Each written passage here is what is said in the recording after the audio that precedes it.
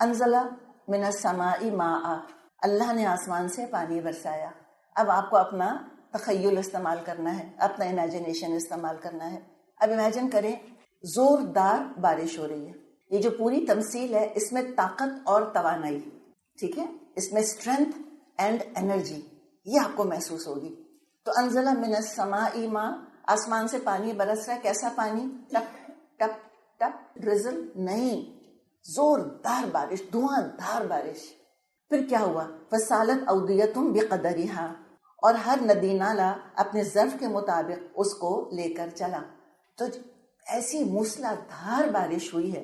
اودیہ وادی کی جمع ہے. ایکچولی وادی تو ہم ویلی کو کہتے ہیں. بیسکلی وادی کیا ہوتی ہے؟ وادی ہوتی ہے ریگستانوں میں. اب ہوتا ہے ریگستانوں میں تو فلیش فلڈز آتے ہیں، بارش کبھی کبھار ہوتی ہے. اور جب بارش کبھی کبھار ہوتی ہے تو معمولی بارش نہیں ہوتی، وہ دھواں دھار بارش ہوتی ہے. تو پھر کیا ہوتا ہے کہ جو بارش کا پانی ہے وہ خاص علاقے سے گزرتا ہے، اس کے راستے بنے ہوئے. تو جس علاقے سے بارش کا پانی گزرتا ہے اس کو وادی کہا جاتا ہے. سمجھ آئی آپ کو بات؟ تو یہ ہے کہ وہ جہاں جب بارش برسی اور پھر ندی نالے اس کو لے کر چلے اس پانی کو. تو اب امیجن کرو پانی کیسا ہوگا جو اس موسلا دھار بارش کے بعد جب یہ پانی ہے جو ان راستوں سے جا رہا ہے کیسا ہوگا؟ گدلا بھی ہوگا اور کیسے؟ بہت تیز طاقت اور توانائی اور زور ہے اس کے اندر، انرجی ہے اس کے اندر. اودیتن، وادیاں لے کر بہہ گئیں اس کو، بقدرہا. بعض جگہ راستہ بہت چوڑا تھا تو کتنا پانی ہوگا؟ ڈھیر، خوب پانی ہوگا. بعض جگہ راستہ تنگ تھا، چھوٹا سا تھا، کتنا پانی جمع کیا ہوگا اس راستے نے اپنے اندر؟ تھوڑا. تو اب اس کو ساتھ ساتھ لے کے چلتی جائیں. یہاں اللہ تعالیٰ ہم کو کوئی واٹر سائیکل نہیں سمجھا رہا، یعنی اس سے بلیغ تر مثال ہے جو کہ بتائی جا رہی ہے. انزل من السماء ماء، آسمان سے پانی برسا، یعنی قرآن کی وحی نازل ہونی شروع ہوئی اس میں. اور وحی کے اندر کیا تھا؟ طاقت اور توانائی اور energy, an agent of change. موسلا دھار بارش کی طرح وحی آئی. فسالت اودیۃ بقدرہا. اب یہ اودیہ کون ہے؟ انسان. اپنے اپنے ظرف کے مطابق ہر انسان نے اس قرآن کو اپنے اندر سنبھال لیا، سمیٹ لیا، جذب کر لیا. سنا ابو بکر نے بھی، اور سنا مثال کے طور پہ آگے جا کر ابو سفیان نے بھی. ٹھیک ہے، تو ایک جیسا سنا نہیں، جس کا جتنا ظرف تھا اس نے اتنا سنا. چلے ایک اور سمپل مثال. ہمارے ہاں باہر بارش ہو رہی ہے اور تیز بارش ہو رہی ہے.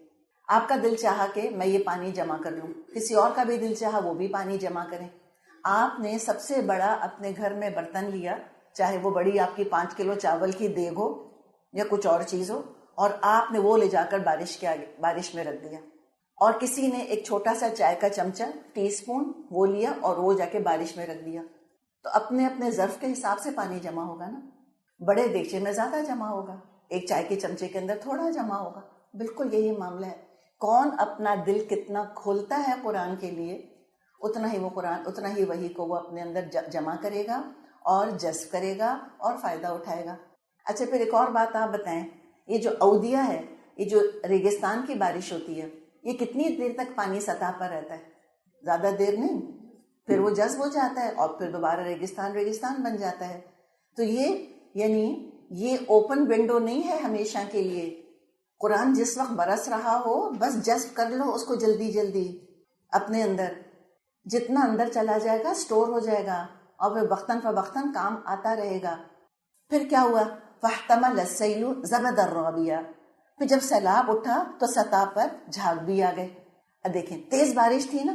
اچھا اب یہ جو ساری جو ندیاں تھیں، انہوں نے جب پانی جمع کیا تو پانی کیسے آیا؟ خوب پریشر کے ساتھ آیا، خوب دباؤ کے ساتھ آیا.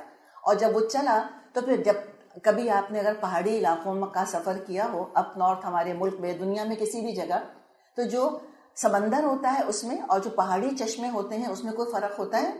زمین آسمان کا فرق ہوتا ہے. سمندر کی سطح بالکل کام ہوتی ہے، اور جو چشمے ہوتے ہیں پہاڑی چشمے، ان میں جوش دیکھیں، ان میں توانائی دیکھیں، ان میں انرجی دیکھیں. اوپر سے پانی آ رہا ہوتا ہے اور جھاگ بن رہے ہوتے ہیں اور پتھروں سے ٹکرا رہا ہوتا ہے. اور کبھی دیکھ کے انسان سوچتا ہے کہ اللہ بہتر جانتا ہے کتنی صدیوں سے یہ پانی یہاں بہ رہا ہے اور پتہ نہیں کتنے پتھروں کو اس نے کاٹ کے اپنے اندر جذب کر لیا ہے. تو پتھروں کے آگے رکتا نہیں ہے، پتھروں کی سائڈ سے راستہ بنا لے گا، وہ پتھروں کے اوپر سے چلا جائے گا. رکاوٹیں آ رہی ہوتی ہیں لیکن جوش اتنا ہوتا ہے، توانائی اتنی ہوتی ہے پانی کے اندر، سپیڈ اتنی ہوتی ہے، کوئی پتھر اس کا راستہ روک نہیں سکتا. یہ ہے ایمان. جب قرآن برسا ابو بکر پہ، عمر، عثمان، علی، خدیجہ اور ہمارے صحابہ کرام رضی اللہ عنہم کے اوپر، وہ جوش اور وہ جذبہ، اور وہ تو جب قرآن کو لے کر چلے ہیں تو نہ ابو جہل اور نہ ابو لہب اور نہ کوئلوں پر لٹایا جانا اور نہ طائف میں پتھروں کا کھانا، کوئی چیز راستے کی رکاوٹ بن نہیں سکا. نتھنگ. نہ بدر کی فتح رکاوٹ بنی اور نہ احد میں جو فتح ہاتھ سے چلی گئی اس نے ڈسپانڈنسی کریٹ کر کے نہ ان کو اپنے راستے سے روکا. کوئی چیز رکاوٹ نہیں بنتی، بس ایک ہدف ہے، رب کو راضی کرنا ہے، اور چلے جا رہے ہیں اور چلے جا رہے ہیں. اور پانی کو دیکھیں، لگتا ہے مگن ہے، مست مگن، اپنی دھن میں بہتا چلا جا رہا ہے. اور ایسی اس میں ایکسائٹمنٹ ہوتی ہے پانی کے اندر کہ دیکھ کر ہی انسان کا دل خوش ہو جائے. تو جب وادیاں نکلی، جب یہ ندیاں اور نالے بہے تو جتنا جوش تھا تو اس نے کیا کیا، زبدر رابیہ، اس کے اوپر تھوڑا سا جھاگ بھی آ گیا. جھاگ تو آتا ہے. تو اب یہ ایک مثال ہے جو کہ بتائی گئی ہے یہاں پر. تو چلیے یہاں رکتے ہیں اور اس کو دیکھتے ہیں. امام شوکانی رحمۃ اللہ علیہ کہتے ہیں کہ اللہ نے حق اور باطل کی مثال بیان کی ہے. اچھا، اب یہ فاحتمل السیل زبد الرابیہ، اس کے اوپر جھاگ آ گیا. تو اس کو امام شوکانی نے کیا کہا؟ انہوں نے یہ کہا کہ جب حق آتا ہے، اور کیسے آتا ہے بتائیے؟ رینگتا ہوا، سوتا ہوا، جمائیاں لیتا ہوا، گھڑیاں دیکھتا ہوا، چھٹی کا انتظار کرتا ہوا. نہیں، ایسے نہیں، ایسے مرا ہوا نہیں، زندہ، توانائی والا. تو جب وہ جاتا ہے اور ٹکراتا ہے تو جھاگ تو آتے ہیں اوپر. جھاگ کو کہا گیا باطل، مخالفتیں، مشکلات. اور مکہ میں کیا لگ رہا تھا کہ جیسے باطل غالب ہی آ گیا، جیسے ابو جہل ہی کامیاب ہو جائے گا، جیسے ابو لہب ہی کامیاب ہو جائے گا. ایسے لگنے لگ گیا تھا. لگتا تھا جیسے کہ فرعون ہی غالب آ جائے گا موسیٰ علیہ السلام کے مقابلے میں. لگتا تھا نوح علیہ السلام کی قوم غالب آ جائے گی ان کے اوپر، ایسا لگتا تھا. تو انہوں نے کہا کہ ہو سکتا ہے کہ عارضی طور پہ باطل حق پر غالب آ جائے، لیکن بالآخر اللہ تعالیٰ اس کو مٹا دیتا ہے اور اچھا انجام حق اور اہل حق ہی کا ہوتا ہے. لیکن پھر دیکھیں اس کے لیے کیا چاہیے، ہلکا پھلکا نہیں بلکہ جوشیلا اور تیز رفتار اور طاقت اور توانائی سے بھرپور پانی کا شدت کے ساتھ بہنا ضروری ہے. اسٹیگننٹ پانی یہ کام نہیں کر سکتا. جب پانی اسٹیگننٹ ہو جاتا ہے، ٹھہر جاتا ہے، تو پھر وہ جوہر بن جاتا ہے، پول بن جاتا ہے، اس میں بدبو پیدا ہو جاتی ہے، سڑاند آ جاتی ہے اس کے اندر، یہ معاملہ ہو جاتا ہے. تو یہی معاملہ ہے انسان کے اپنے ایمان کا بھی اور اسلام کا بھی. آج کیا ہے کہ ہمارے پاس اسلام کا وہ جو ڈائنامک کانسیپٹ ہے وہ ختم ہو کے رہ گیا. اسلام کے اندر ڈائنامزم ہے. بدلتے حالات کے حساب سے اپنی عقل استعمال کرتے ہوئے اسلام کو نافذ کرنے کی اور اسلام کو پھیلانے کی اور اس پر خود عمل کرنے کی بھرپور جدوجہد کرنا، یہ ہے ڈائنامزم اس کا. لیکن ہمارے بس ایک اسٹیٹک کانسیپٹ آف اسلام ہے، بس کہ اپنی نماز پڑھ لو، رات کو تم تہجد پڑھ لو. میں نگیٹ نہیں کر رہی، نعوذ باللہ، میں اس کو کم نہیں سمجھ رہی. اللہ تعالیٰ واقعی قسمت والوں کو توفیق دیتا ہے کہ رات کو اٹھیں اور وہ تہجد پڑھیں اور پھر فجر قضا بھی نہ ہو. یہ چیلنج ہے نا اصل. تو تہجد پڑھتے ہیں تو فجر نکلتی ہے اور فجر پڑھتے ہیں تو تہجد نکلتی ہے، یہ مسئلہ ہو جاتا ہے. تو پوائنٹ یہ ہے کہ ایک طرح کا جا کر باطل کو فیس کرنا، جو چیزیں غلط ہو رہی ہیں ان کو غلط کہنا. بیسکلی ٹکراؤ کہاں ہوتا ہے؟ ایمان کا، حق کا اور باطل کا، امر بالمعروف اور نہی عن المنکر کے پوائنٹ آف ویو سے، کہ جو تم اچھائیوں کا حکم دو لوگوں کو اور جو غلطیاں ہیں ان کو پوائنٹ آؤٹ کرو اور بتاؤ کہ بھئی یہ چیز تو غلط ہے. کم از کم اتنی تو مورل کریج ہونی چاہیے، اتنی تو اخلاقی جرت ہونی چاہیے کہ غلط کو غلط کہو. اچھا، غلط کو غلط کہنے کے لیے کیا ضروری ہے کہ ہم خود بھی اس غلط کو چھوڑ بیٹھے؟ ہو سکتا ہے ہم نے بھی نہ چھوڑا ہو سکتا ہے ابھی ہم اسٹرگل ہی کر رہے ہوں، لیکن ہمیں کم از کم ریئلائزیشن تو ہونی چاہیے کہ ہاں یہ چیز غلط ہے.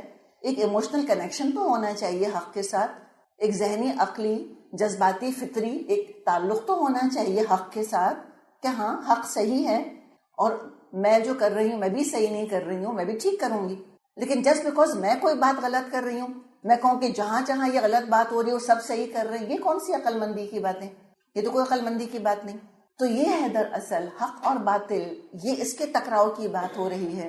اور الحمدللہ اللہ کا لاکھ لاکھ شکر ہے کہ آج سے اگر ہم 80 سال 100 سال پہلے کا زمانہ دیکھیں تو واقعی اسلام بالکل سٹیٹک ہو چکا تھا.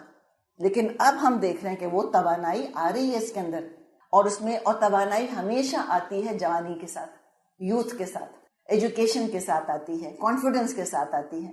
ظاہر جوش جو ہے یہ تقاضا کرتا ہے طاقت کا، اس کے بغیر کہاں سے آئے گا جوش؟ تو ہم دیکھتے ہیں کہ الحمدللہ ینگ لوگ جاگ رہے ہیں. پہلے اماں ابا ڈنڈے برسا کے پردہ کروایا کرتے تھے بیٹیوں سے، اب بیٹیاں ماں باپ کی بات نہ مان کے بعض دفعہ کہتی ہیں پردہ کریں گی، ہم حجاب کریں گی، اپنی مرضی سے. وہ فرینچ کی عدالت میں جانے کو تیار ہیں اس چیز کی وجہ سے. یہ ہے نا، یہ ہے جوش، یہ ہے ولولہ الحمدللہ. تو ایک تو یہ مثال یہاں بتائی گئی. اور ایک زمانہ تھا جب ہم واقعی ایسے ہی تھے، اور جو تھا جیسے شاعر نے کہا ہے نا کہ رکتا نہ تھا کسی سے سیلے روا ہمارا. جو نکلے ہیں تو امریکہ نہ افریقہ، کوئی ہم کو روک نہیں سکا. امریکہ تو خیر ڈسکوری نہ ہوا تھا اس وقت تک، لیکن جو نکلے ہیں مدینہ سے، جو یہ طوفان کی طرح نکلے ہیں مسلمان، تو پھر آپ دیکھیں مصر کیا، عراق کیا، ایران کیا، افریقہ کیا، کوئی جگہ نہیں بچی جہاں پہ اسلام کا جھنڈا نہ لہرا گیا ہو. طارق بن زیاد کے بارے میں پڑھیں، اندلوسیہ کیسے فتح کیا انہوں نے. آپ مختلف صحابہ کے بارے میں، عمر بن عاص کے بارے میں آپ پڑھیں، سعد بن ابی وقاص کے بارے میں پڑھیں. خیر طارق بن زیاد تو آگے کے تھے، صحابی تو نہیں تھے. محمد بن قاسم کے بارے میں پڑھ لیں، سندھ تک کیسے آ گئے. تو ایک کوئی جذبہ تھا نا، ٹیکنالوجی ان کے پاس تھی، علم ان کے پاس تھا، جنگی ترکیبیں ان کو آتی تھیں، انوویشنز اور انوینشنز وہ کر رہے تھے، ڈسکوریز وہ کر رہے تھے، علم وہ پھیلا رہے تھے، اپنے غریبوں کا خیال وہ رکھ رہے تھے، عورتوں کو ان کے حقوق دے رہے تھے. اس لیے کہ معاشرہ سٹیبل ہو نہیں سکتا اگر عورت خوش نہ ہو. دبی ہوئی اور کچلی ہوئی اور مظلوم عورت، ایسی عورت کے گود سے جیسے کہ بنجر زمین ہو جائے، اس سے کوئی صحت مند نسل نہیں جنم لے سکتی. جیسے بنجر زمین سے کھیتی نہیں نکل سکتی، تو عورتوں کو بنجر نہیں کر دیا تھا. جو بات کے مسلمانوں نے تماشے کیے عورتوں کے ساتھ، خاص طور پہ بر صغیر میں جو حال کیا عورتوں کا، گائے بھینسیں بھی بہتر ہوتی تھیں. کسی نے کہا نا، آج کل کسی خاتون کا میں پڑھ رہی تھی، وہ کہ ہم سے تو گائے بھینسیں بہتر ہیں، اپنی مرضی سے جہاں چاہتی ہیں چلی جاتی ہیں، ہم پہ تو سوائے پابندیوں کے اور کچھ نہیں ہے. پڑھنا لکھنا نہیں سکھاتے تھے ہندوستان میں لڑکیوں کو، کیوں کہ آشناؤں کو خط لکھیں گی. یعنی آج سن کے انسان کے اندر ایک غصے کی لہر دوڑتی ہے نا. آپ کو پتہ نہیں غصہ آیا کہ نہیں، لیکن یہ گمان عورت کے بارے میں، نعوذ باللہ، نہ شادی میں اس سے مرضی پوچھنی، نہ اس کو پڑھانا، نہ اس کے حقوق اس کو بتانا، نہ عزت کرنا، نہ پیدا ہونے پہ کوئی خوشی منانا، یہ حال کر دیا. تو ظاہر زوال آنا ہی تھا. یہ ہم ایسے تھوڑی تھے ہمیشہ سے، ہم تو بہت اچھے تھے. ہمارے یہاں اسپتال تھے، ہمارے یہاں ڈاکٹرز تھے. اس زمانے میں جو ہاسپٹلس بنائے تھے مسلمانوں نے کہ کیسے ہونے چاہیے، آبادی سے دور ہونے چاہیے اور بہت کھلے ہونے چاہیے تاکہ فریش ایئر آتی رہے. پانی کے بارے میں خیال رکھنا، دوائیں اور آنکھوں کی سرجری مسلمانوں نے ایجاد کر لی تھی. وہ آلے ایجاد کر لیے تھے جس سے کہ آنکھوں کا آپریشن ہو سکے.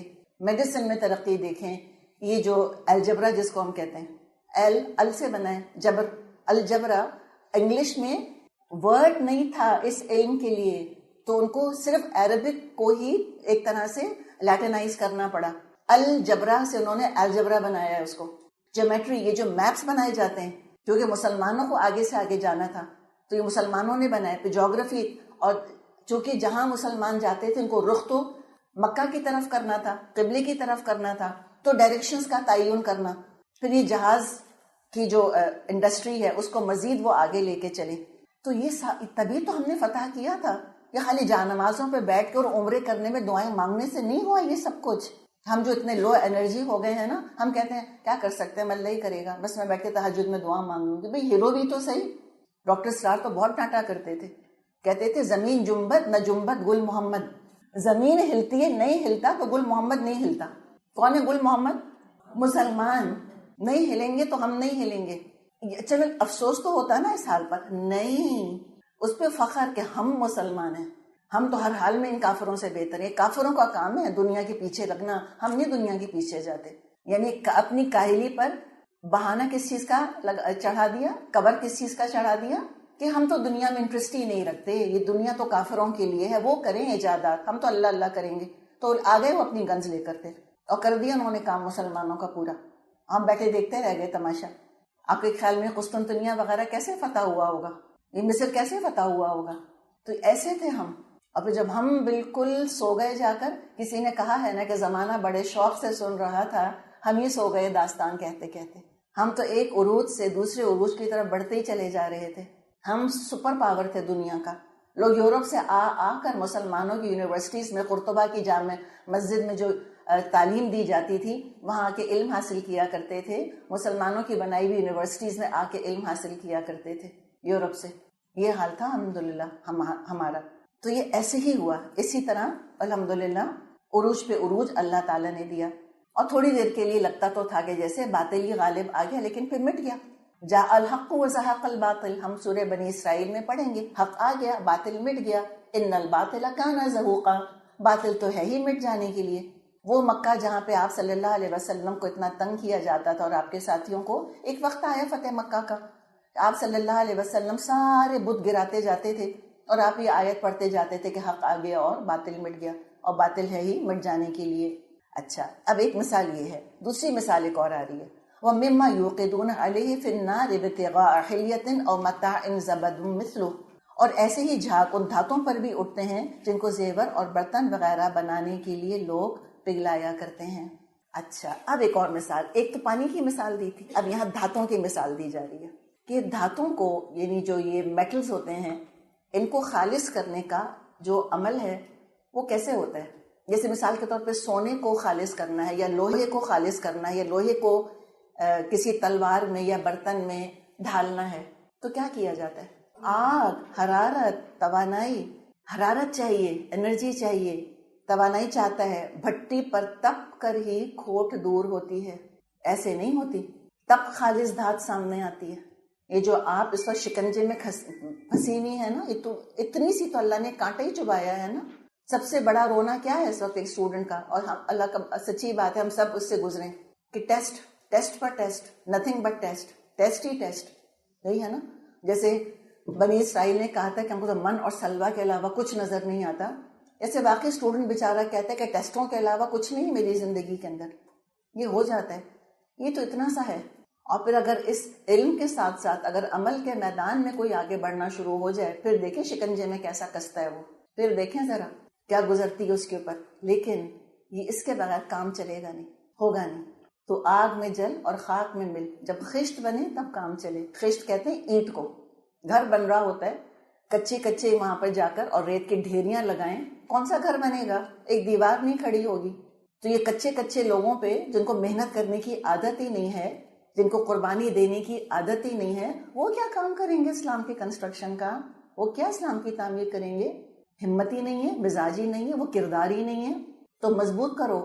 اور کہا ہے شاید ان خان دلوں کے عنصر پر بنیاد نہ رکھ, تعمیر نہ کر. کچے لوگوں کو لے کر بنیاد نہیں رکھنی چاہیے, تعمیر نہیں کرنی چاہیے. بنیاد کچی ہوگی, سارا گھر گر پڑے گا آ کر. آپ دیکھیں جب گھر بنتے ہیں وہ کیا پلر اٹھاتے ہیں, کیا لوہا ڈالتے ہیں, کیا سیمنٹ لا کے اس کے اندر پور کیا جاتا ہے تاکہ اس کو چھت اٹھانی ہے. تو اللہ سے دعا کر لیں اپنے لیے کہ اللہ تعالیٰ مجھ کو ہی بنیاد بنا دے. اللہ تعالیٰ, اور بنیاد نظر آتی ہے, ساری مضبوطی وہیں پر ہے, نظر نہیں آتی. تو یہ ایک عورت کے لیے تو اور سبق ہے. ہم کو کیا دنیا والوں سے مجھے بتا ریکگنیشن چاہیے. میں کیا چاہتی ہوں ساری دنیا میری کس بات کی تعریف کرے. ہم کہتے ہیں کیوں کرے پردہ عورت, کیوں چھپ کے رہے, سامنے آنا چاہیے اس کو, تو پرومیننٹ ہونا چاہیے. She should be recognised. کس چیز کا؟ اللہ ریکگنائز کر رہا ہے. الحمدللہ اللہ نے معاشرے کی بنیاد عورت کے اوپر رکھی ہے. جیسے عورت گھر کو اسٹیبل رکھ سکتی ہے, مرد کا کام نہیں ہے کرنے کا. جیسے عورت اگلی نسل کی پرورش کرتی ہے, پروان چڑھاتی ہے, مرد کے بس کا نہیں ہے, ورنہ مرد بچہ پیدا کرتے. اللہ عورت کے پیٹ میں بچہ نہ رکھتا, اللہ اس کی گود میں نہ ڈالتا, اللہ اس کی چھاتی پرووائڈ نہ کرتا. ہر مرد ہر عورت کے لیے, ہر نبی ہر ولی عورت کے وجود میں تھا, وہیں سے نکلا ہے. کچھ کم آنر ہے؟ سمجھیں اپنے آپ کو. یہ جو آج کل کا ایک جملہ سننے میں آتا ہے نا کہ what are you doing these days, تم کیا کر رہی ہو آج کل. بہت شرمندہ ہو کہ عورتیں کہتی نہیں I am at home, I am just a housewife. اس کو اتنا بڑا ایپ بنا دیا ہے, لگتا ہے کہ تم کچھ نہیں کر سکتی تو تم گھر بیٹھی رہتی ہو. پھر نعوذ باللہ, ایسی بات نہیں ہے. جو صلاحیتیں ہیں ان کو ضرور استعمال کریں. اور اگر کوئی عورت بہترین طریقے سے اپنا گھر چلاتی ہے, شادی شدہ ہے, اپنے بچے پالتی ہے, گھر کا خیال کرتی ہے, دیکھیں ایک شاک ایبزاربر بھی تو چاہیے ہوتا ہے نا گھر کے اندر. اور جب یہ عمارتیں بنائی جاتی ہیں تو وہ شاکس کو اور ایکسپینشن کنٹریکشن کو ایبزارب کرنے کے لیے بھی گنجائشیں رکھی جاتی ہیں. ورنہ اگر سردی ہو تو کریکس آ جائیں, گرمی زیادہ ہو مٹیریل ایکسپینڈ کرے تو کریکس آ جائیں, بلڈنگز گر پڑیں. تو یہ شاک ایبزاربرز جیسے بلڈنگز کے اندر ہوتے ہیں ایسے معاشرے کے اندر گھروں کے اندر بھی ہوتے ہیں. اور یہ اللہ نے صلاحیت عورت کے اندر رکھی ہے جو ایموشنل کوشن وہ پرووائڈ کرتی ہے. اس لیے کہ ایموشنلی ہم سمجھتے ہیں کہ عورتیں انسٹیبل ہیں, میں کہتی ہوں انتہائی اسٹیبل ہیں. ورنہ اللہ تعالیٰ اس طرح مردوں کو ان کے پاس نہ بھیجتا سکون حاصل کرنے کے لیے. تو سمجھیں اپنے آپ کو, جس کی جو جگہ ہے وہ وہاں موجود تو رہے. اب امیجن کریں کہ بنیاد پڑ رہی ہے گھر کی, اور بنیاد جو ہے اس کو ٹینٹرم ہو جائے, اس کو سائیکولوجیکل ایشوز کریٹ ہو جائیں. اگر بولتی بنیاد کہتی میں کیوں چھپ جاؤں زمین کے اندر, مجھ کو تو چھت بننا ہے, تو بھائی اس کو ہم بتائیں گے کہ چھت پڑ نہیں سکتی تمہارے بغیر. انسٹیبل مرد کیوں ہے معاشرے کے اندر؟ اس لیے کہ عورت انسٹیبل ہے معاشرے کے اندر. یہ تو ایک کو ریلیشن ہے نا آپس میں ان کا, جیسے چھت کا اور پلرز کا ہوتا ہے. تو ہر ایک کی اپنی اپنی جگہ ہے, جو جہاں پر ہے وہ مضبوط ہو جائے وہاں پر. جو کام اللہ تعالیٰ نے اسائن کیا ہے, وہ جو پرائمری رسپانسبلٹی جس کو کہا جاتا ہے, وہ پہلے پوری کریں. اس کے بعد جو صلاحیتیں ہیں ان کو استعمال کریں. اللہ نے روکا نہیں ہے, اللہ نے کوئی پابندیاں نہیں لگائی ہیں, کوئی گلاس سیلنگ نہیں رکھی ہے. شریعت کے دائرے کے اندر عورت ہو یا مرد جو اپنی صلاحیتوں کو استعمال کرے ضرور کر سکتے ہیں, کیوں نہیں کریں, لیکن اپنی بنیادی ذمہ داری کو نہیں چھوڑنا. ایک مرد ہے اس کو بیکنگ کا بہت شوق ہے, اللہ تعالیٰ ہمارے مردوں کو بیکنگ کا شوق دے. پہلے تو ہم دعا کر لیتے ہیں, جب ہر چیز کی دعا کرتے ہیں تو اس کی بھی کر لیتے ہیں. اب وہ یہ کہے کہ میں اپنی نوکری چھوڑ رہا ہوں, اب میں صرف بیگم بیکنگ کیا کروں گا, تو ہمیں تو غش پڑ جائے گا, ہوگا کہ نہیں. پرائمری رسپانسبلٹی پہلے پوری کریں, پہلے کما کر لے کر آئے, اس کے بعد جھاڑو دے ہم بہت خوش ہیں, بیکنگ کرے ہم اور بھی زیادہ خوش ہیں, اور وہ ہم کو سلا کر اور بچے کے ساتھ رات کو جاگے تو ہم تو بے حد ہی خوش ہیں. وہ سب کچھ کرے لیکن اپنی بنیادی ذمہ داری اس کو پوری کرنی ہے. تو بات یہ ہے کہ ذمہ داریاں اٹھائیں. ابھی شروع میں بھی ہم نے دعا میں بھی بات کری تھی, اور اس میں بھی کہ ذمہ داریوں کا آنا دراصل یہ تو بڑی نعمت ہے اللہ کی طرف سے. خوش ہوا کریں. کیا آپ یہ چاہیں گی کہ آپ بالکل فارغ ہو جائیں؟ ایسی شخصیت ہماری ہو کہ لوگ چھوٹی سی ذمہ داری ہم پر ڈالتے ہوئے گھبرائیں کہ یہ تو نہیں کر سکیں گے. نہیں, مومن ہے فولاد, جو ہو رزم حق و باطل تو فولاد ہے مومن. تو یہ تپتی ہیں جب دھاتیں, آگ پر تپائی جاتی ہیں, خالص دھات سامنے آتی ہے اور مضبوطی اسی وقت اس کے اندر آتی ہے. اللہ فرماتا ہے کذالک یضرب اللہ الحق والباطل, اسی مثال سے اللہ حق اور باطل کے معاملے کو واضح کرتا ہے. یعنی یہی معاملہ انسانوں کا ہے, جو کہ وادیوں کا ہے اور جو کہ دھاتوں کا ہے, وہی انسانوں کا معاملہ ہے. انسان سازی بھی ایسی ہی ہوتی ہے, ایسے دھات سازی ہوتی ہے. جیسے میٹل پیور ہوتا ہے ایسے انسان بھی پیور ہوتے ہیں. نبیوں کی داستانیں ہم نے پڑھی ہیں, کن کن آزمائشوں سے. ابھی یوسف علیہ السلام کی ہم داستان پڑھ کر رہے ہیں. آزمائشیں تو دیکھیں, آزمائشوں سے گزر کر جوش اور جذبے سے اللہ کی راہ میں آگے بڑھتے رہتے ہیں, قوت اور توانائی کے ساتھ باطل کا مقابلہ کرتے ہیں, نکھرتے رہتے ہیں. تو پھر کیا ہوتا ہے؟ فَأَمَّا الزَّبَدُ فَيَذْهَبُ جُفَاءً, جو جھاگ ہے وہ اڑ جاتا ہے فائنلی. وَأَمَّا مَا يَنْفَعُ النَّاسَ فَيَمْكُثُ فِي الْأَرْضِ, اور جو چیز انسانوں کے لیے نافع ہے وہ زمین میں ٹھہر جاتی ہے. كَذَلِكَ يَضْرِبُ اللَّهُ الْأَمْثَالَ, اور اسی طرح اللہ اپنی باتوں کو سمجھاتا ہے. اللہ ہی حق کو نافذ کرنے کا کام پھر پختہ لوگوں سے لیتا ہے, کمزوروں سے نہیں لیتا. تو اگر زندگی میں آپ کی آزمائشیں آ رہی ہیں چھوٹی یا بڑی, تو ضرور سوچا کریں کہ اللہ تعالیٰ مجھے کسی کام کے لیے تیار کر رہا ہے, تبھی اس بھٹی میں ڈالا ہے مجھ کو. بلکہ دیکھا جائے اگر ہم دھاتوں کا, میٹل کا, انسانوں سے, مجاہد فی سبیل اللہ کا بیسیکلی دیکھیں ذکر ہے یہاں پر کہ مجاہد فی سبیل اللہ کیسے تیار ہوتا ہے, چاہے وہ علم کا جہاد ہو یا وہ تلواروں کا جہاد ہو, کسی بھی چیز کا. تو اگر دھات کا ہم مجاہد فی سبیل اللہ, اور اس وقت ہم مجاہد کو کیا بنائیں گے؟ مونس, مجاہدہ فی سبیل اللہ. اللہ کرے میں اور آپ اس کیٹیگری میں کھڑی ہوں قیامت کے دن اللہ کے آگے کہ اللہ میں نے بھی جہاد کیا تھا تیری راہ میں. تو مجاہد فی سبیل اللہ تو وقت کے ساتھ مضبوط سے مضبوط ہوتا چلا جاتا ہے, انبریکیبل ہو جاتا ہے وہ. جبکہ میٹل کا معاملہ کیا ہے؟ میٹل کی میں فٹیگ آ جاتی ہے. میٹل فٹیگ آپ نے سنا ہوگا, بعض دفعہ بڑے بڑے جو برجز بنے ہوتے ہیں یہ کیوں کولیپس کر جاتے ہیں, یا ہوائی جہاز ایک دم کیوں کریش کر جاتے ہیں؟ میٹل فٹیگ کی وجہ سے. تو دھاتیں تو پھر بھی کمزور پڑ جاتی ہیں. انسان نہیں, مومن ہے, یہ مجاہد ہے جو کہ آئرن سٹرکچر بنتا ہے اسلام کا, ڈھانچہ بنتا ہے اسلام کا, اس پر کھڑی ہوتی ہے پھر اسلام کی عمارت. آپ صلی اللہ علیہ وسلم نے فرمایا, بخاری میں حدیث ہے, الناس معادن, انسان دھاتوں کی طرح ہوتے ہیں. معدن سمجھتے ہیں؟ مائنس. کمعدن الذهب والفضة، جیسے کہ سونے اور چاندی کی کانیں ہوتی ہیں. انسان کانوں کی طرح ہوتے ہیں. الناس معادن، انسان کان ہے یعنی مائنس کی طرح ہے. اور مائنس میں سے کیا نکلتے ہیں؟ میٹلز نکلتے ہیں، سٹونز نکلتے ہیں. تو آپ نے فرمایا کہ خیارہم فی الجاہلیت خیارہم فی الاسلام، جو جاہلیت میں بہترین تھے وہ اسلام میں بھی بہترین ہوتے ہیں. اذا فقہو، جب وہ دین کی گہری سمجھ حاصل کر لیں.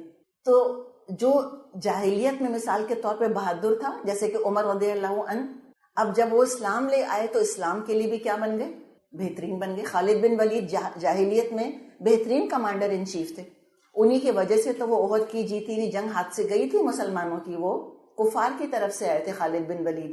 جب وہ اسلام لے آئے تو پھر دیکھیں کہاں کہاں انہوں نے اسلامی فتوحات کا پرچم ہے جو کہ لہرا دیا.